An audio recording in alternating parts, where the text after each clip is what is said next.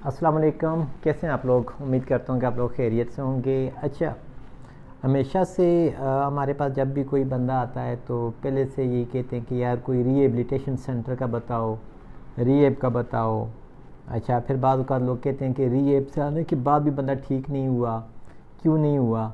तो रिहेबिलिटेशन का concept actually थोड़ा सा समझने की ज़रूरत है। जैसे कि आप कंस्ट्रक्शन में रिहेबिलिटेशन देखते हैं, जिस तरह से आप किसी फिज़िकल चैलेंज के साथ बच्चे आते हैं उनके अंदर रिहेबिलिटेशन देखते हैं, या बड़े आते हैं उनके साथ आप रिहेबिलिटेशन देखते हैं, इसी तरह से एडिक्शन के साथ भी एक रिहेबिलिटेशन प्लान होता है। अब उस प्लान को इम्प्लीमेंट करने से पहले हमारे पास एक अच्छी सी असेसमेंट होना ज़रूरी है। अब मैं आपको एक मिसाल दूंगा, उस मिसाल के बाद फिर आपको बहुत अच्छे से आइडिया हो जाएगा। वो वाले लोग जो 2005 से पहले मुज़फ़्फ़राबाद या बालाकोट के बारे में जानते हों तो वो देखते होंगे कि एक शहर हैं, दो बड़े प्यारे से हैं, लोग आ रहे हैं, टूरिस्ट आ रहे हैं, काम चल रहा है, ठीक है। अच्छा, उन शहरों के अंदर छोटे मोटे मसाइल ज़रूर हैं, जैसा कि ट्रैफिक जाम होना, जिस तरह से बिजली का चले जाना, ठीक है, कोई ना कोई सीवरेज का सिस्टम, ठीक है, मोबाइल फ़ोन नेटवर्क्स, ये थोड़े बहुत, या इंटरनेट का स्लो होना, तेज़ होना, ये छोटे मोटे मसाइल हर एक के साथ चलते हैं। सेम इसी तरह से एक इंसान है, उसके साथ भी छोटे मोटे मसाइल हर इंसान के साथ चलते हैं। ठीक, ये मिसाल आपको समझ आ गई। इसके बाद आगे ये देखें कि सडन ज़ल्ज़ला आता है और ज़ल्ज़ले में तमाम निज़ाम ही धर्म भरम हो जाता है। बहुत सारे लोग अपनी जानों से हाथ धो बैठते हैं, बहुत सारे लोग जो हैं वो अपने प्यारों को उनकी ज़िंदगियाँ चली जाती हैं, बहुत सारे मकानात गिर जाते हैं, जो बच जाते हैं वो भी नाकाबिले रिहाइश हो जाते हैं, पूरा स्ट्रक्चर ही जो है ऊपर नीचे हो जाता है, ख़राब हो जाता है।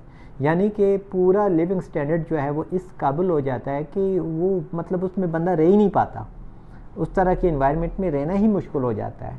तो सेम इसी तरह से जब एक इंसान जब ड्रग में आता है, ड्रग में लग जाता है, तो उसकी भी डिस्ट्रक्शन इसी तरह से शुरू हो जाती है।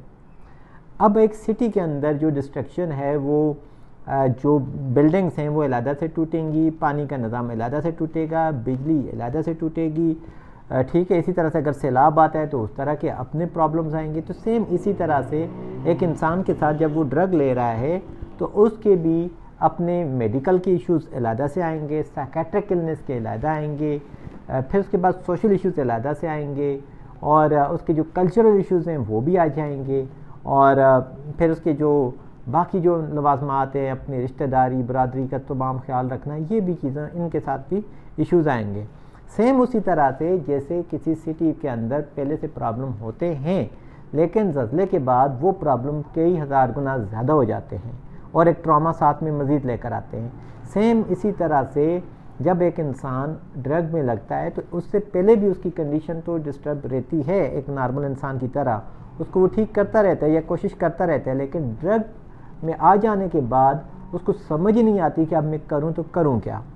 तो अब होता ये है कि अब एक सिटी के अंदर जब डिस्टर्बेंस हो गई, अब उसको ठीक करने के लिए पहले तो ये देखा जाता है कि आया कि ये प्रॉब्लम आई कैसे, उसमें भी असेसमेंट होती है। इसी तरह से साइकोलॉजिकल असेसमेंट भी होती है, उसमें भी ये देखा जाता है, तखमीना लगाया जाता है कि आया कि प्रॉब्लम क्या आई थी। देखा है जी ज़ल्ज़ला आया था, अच्छा ठीक है ज़ल्ज़ला आया था, तो ज़ल्ज़ले की वजह से नुकसान क्या क्या हुए वो देखा जाता है। पता चलता है जी कि ये क्योंकि हम इस एरिया में रहते हैं जहाँ पर ज़ल्ज़ले तो आना एक कॉमन सी बात हो जाएगी या होती भी है, तो हमें घरों के स्ट्रक्चर कुछ इस तरह से बनाने हैं कि आइंदा के लिए जो हमारे जो घर हैं वो ज़्यादा ख़राब ना हों, यानी कि रिजिलियंट पैदा करनी। तो सेम इसी तरह से एक इंसान को भी हमने इस चीज़ की तरफ आमादा करना है कि भाई अब थोड़ा सा रिजिलियंट होना है, ताकि जो चीज़ें आपके साथ पहले आई हैं उसकी वजह से दोबारा से आप नशे की तरफ न चले जाओ।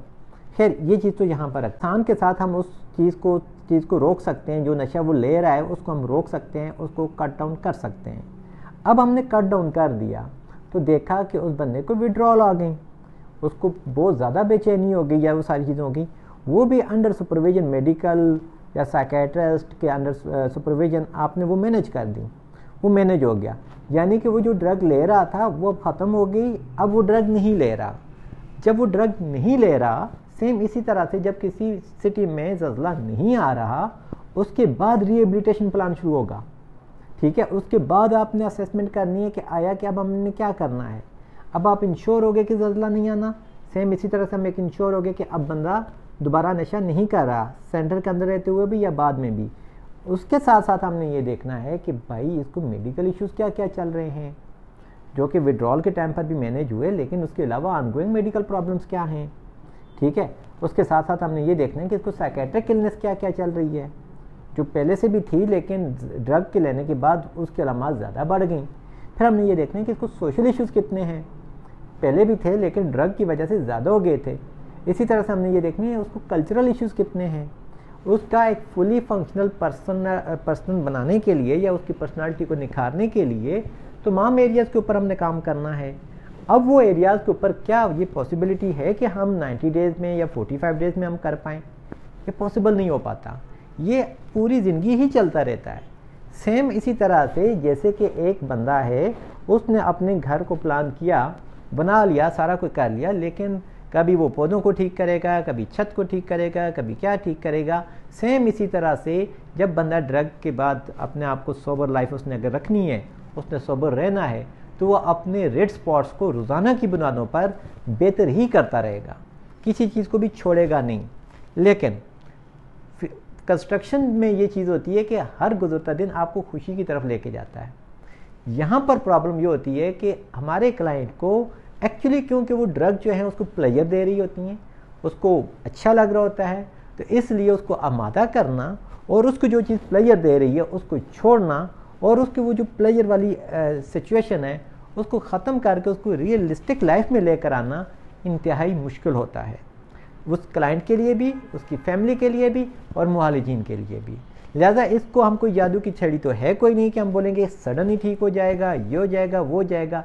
जब तक क्लाइंट की पर्सनालिटी को हम देख नहीं लेंगे और परख नहीं लेंगे और उसके मुताबिक प्लान नहीं कर पाएंगे, तो हर तरह के प्लान इसमें होंगे और एक प्लान नहीं होगा। पर्सनालिटी असेसमेंट की प्रॉब्लम आया, उनके प्लान अलग है। फैमिली इंटरवेंशन में हमने देखा फैमिली के साथ ताल्लुकात ख़राब हैं, उसके प्लान अलग है। इसके बाद हमने देखा कि वो जॉब नहीं कर पा रहा, उसके प्लान अलग से हैं। उसके तमाम तर चीज़ें, उसको जो अच्छी लगती हैं, उसको जो बुरी लगती हैं, उसको जो गुस्से पे कंट्रोल नहीं हो पाता। फिर उसके बाद ऑनगोइंग कोई बचपन से कोई बीमारी चल रही है, कोई न्यूरो डेवलपमेंटल का इशू चल रहा है, कोई मेडिकल इशू चल रहा है, तमाम चीज़ों को लेकर एक कम्प्रिहेंसिव चीज़ लेकर चलनी और वो लगातार ही चलते रहना है। लेकिन हमारे पाकिस्तान में ये होता है कि फैमिली को भी वो अपनी उस प्रॉब्लम को उस टाइम जो करंटली आ रही होती है उससे जान छुड़ाने के लिए बंदे को दाखिल कर दिया और उसके बाद फ़ौरन उसको निकाल दिया। और रिहैब सेंटर्स के भी अंदर अनफॉर्चुनेटली ऐसा ही होता है कि वो बंदे को दाखिले तक ही आमादा कर रहे होते हैं कि यार किसी भी तरीके से तुम आ जाओ, दाखिल हो जाओगे तो तुम्हारे सारे मसले हल हो जाएंगे। ऐसा हरगिज़ नहीं है। दाखिला उसके तमाम मसाइल का हल है ही नहीं। दाखिला एक्चुअली वो जो उसके रिस्क हैं उनको मैनेज करने के लिए या डिटॉक्स करने के लिए ही काफ़ी है। ठीक है, उसके बाद अगर क्लाइंट उस चीज़ को समझ रहा है, अपने रिहेबिलिटेशन प्लान को चल रहा है, तो वो उसी को लेके चलेगा और फिर वो अपने आप को बेहतर करेगा। सेम इसी तरह से जैसे एक बंदे को डायबिटीज़ हो जाता है और वो उस प्रॉब्लम का शिकार है, उसको पता है कि मैं कौन सी चीज़ खाऊंगा तो मेरा डायबिटीज़ बढ़ जाएगा और कौन सी चीज़ नहीं खाऊंगा तो मेरा डायबिटीज़ नॉर्मल रहना है, और कितने में नॉर्मल रहेगा, मेरे सोने की तरतीब क्या होगी, जागने की क्या होगी, बाकी एक्टिविटीज़ क्या करूँगा, सोने की तरतीब क्या होगी, जागने की क्या होगी, बाकी एक्टिविटीज़ क्या करूँगा, खाने पीने का चार्ट क्या है, तो तमाम तर चीज़ें करूँगा। फिर साथ में उसको अपनी बाकी जो मेडिकल चीज़ें हैं जैसे कि उसके हार्ट के इश्यूज़ हैं उनके ऊपर भी उसने एक नज़र रखनी होती है कि कहीं ऐसा ना हो कि शुगर की उसमें रखते हुए उससे जो बाकी प्रॉब्लम हो सकती हैं वो मेरी ख़राब ना हो जाएँ। ठीक है, और मेरी जान पे ना बन जाए। और एडिक्शन के अंदर भी यही होती है कि क्लाइंट को खुद इस चीज़ का एम्पावर होना चाहिए। तो तमाम साइकोलॉजी या साइकेट्री इसी चीज़ पे डिपेंड करती है कि आपका क्लाइंट खुद किस हद तक एम्पावर्ड है, उसकी इनसाइट कितनी है। जब उसकी इनसाइट अच्छी हो गई, वो उस चीज़ को समझ गया कि हाँ ये काम मैंने ऐसे ही करना है और मैंने ऐसे ही करना है, उसके बाद रिलैप्स होने के चांसेस बहुत ही कम हो जाते हैं। और इसके ऊपर मेरी एक स्टडी भी है कि आया कि वो वाले लोग जो खुद चाहते हैं नशा छोड़ना, अपने प्रॉब्लम को सॉल्व करना, उनके चांसेस ज़्यादा होते हैं एज़ कम्पेयर टू उनके जिनके साथ ज़ोर ज़बरदस्ती की जाती है और वो उस तरफ आमादा भी नहीं होते। एक पॉइंट। दूसरा पॉइंट ये है कि उन लोगों के अंदर कई गुना ज़्यादा चांसेस होते हैं ठीक होने के जिनकी फैमिली उनके साथ सपोर्ट करती है। फैमिली सपोर्ट सिर्फ फाइनेंशियल सपोर्ट नहीं है, इमोशनल सपोर्ट भी है, इलाज के साथ लेकर चलना सपोर्ट भी है। कोई गिल्ट शैम उसको कंपेल करने वाली चीज़ नहीं है, और वो भी उसके साथ चलती है। तो फिर उसके चांसेस ज़्यादा हैं एज़ कम्पेयर टू उसके जिसकी फैमिली उसको सपोर्ट नहीं करती।